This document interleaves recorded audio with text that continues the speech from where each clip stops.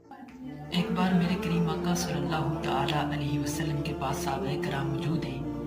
تو آقا علیہ السلام نے کے پاس صحابہ کرام نے توبہ کا ذکر فرمایا۔ تو میرے کریم آقا صلی اللہ تعالیٰ علیہ وسلم کی بارگاہ میں صدیق اکبر حاضر ہوتے ہیں، تو میرے کریم آقا صلی اللہ علیہ وسلم فرماتے ہیں، صدیق توبہ کے بارے میں جانتے ہو؟